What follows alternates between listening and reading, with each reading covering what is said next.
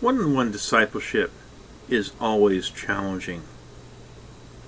One-on-one discipleship is always challenging because in a one-to-one environment we have to focus on the individual who we're interacting with.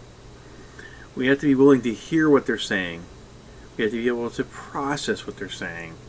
We have to be willing to make sense of what they're saying and respond appropriately.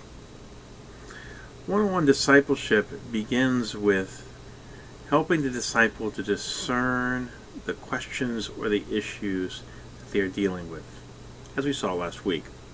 And often the issue or the question that presents itself to us is not the question that lies beneath the surface. Again, often very general questions that people have about the faith or about God or about the Bible or about life emerge out of experiences they've had that they've not been able to make sense out of. And so in one sense, discipleship is really difficult, especially one-on-one discipleship, because we are trying to help young men and young women deal with questions and issues and experiences in their lives that they may not necessarily want to deal with. So whether it is in whatever context it is, this puts an enormous pressure on those of us who are discipling to speak with care and with gentleness and with pastoral concern. As we saw last week, our interactions with people need to be shaped by three elements. I think first one we recall is that we have to be able to listen. Listening is difficult work. Listening is listening carefully to what a person is saying and not thinking about the follow-up question while they're speaking. Listening is hard work. Second, it requires silence. It requires time for reflection. It requires time for processing.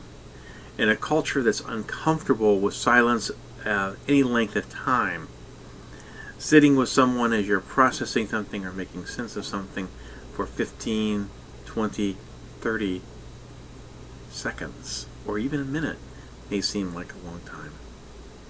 And third, we have to ask insightful and probing questions that help us get to the heart of the matter, that help us to identify and explore the experience or the experiences that have given rise to the issue. Over the years in ministry, working with young people, working with adults, working with college students, it's always amazing to me as you discuss their lives and the questions they're wrestling with, where those questions began to emerge, or why those issues began to emerge, or why a certain behavior or way of being emerged over time. And realizing that all those beliefs, those values, those behaviors have all been meeting a particular need for a long period of time. Now, they may not have been genuinely meeting that need, they may have been masking that need, but having that need masked, for many people, is enough to get by with life. In the second part of discipling, though, once we've identified the issue or the question, it's attempting then to discern the realities that surround that question. In other words, what is the true situation? What are the true events? What are the experiences that gave rise to this question or this issue that someone is wrestling with? In the lesson this week, I used the example of someone who struggles with their own spiritual life. Well, often when people struggle with their spiritual lives in reading the Bible or in praying, ultimately it's about not a behavior, not a practice. It's about their own understanding of the Bible and its authority, or the effectiveness of prayer, or the role that prayer is to have. And we have to dig around, we have to probe around to try to find out what gave rise to those beliefs, what gave rise to those values, what gave rise to those practices. Because once we begin to discern what gave rise to them, we can then help the individual form alternative understandings and alternative interpretations of that event.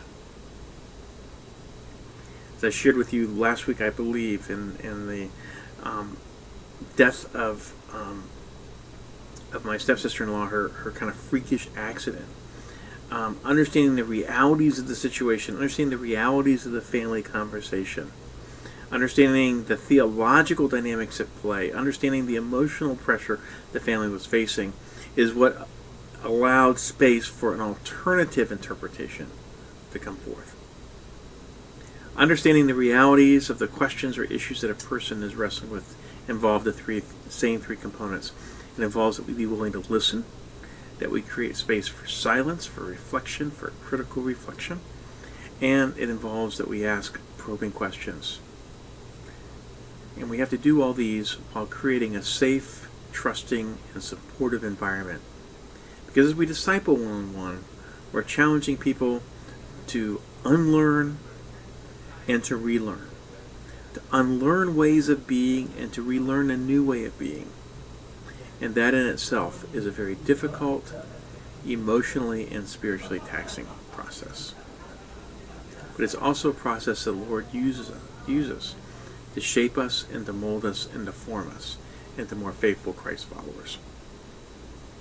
Thank you.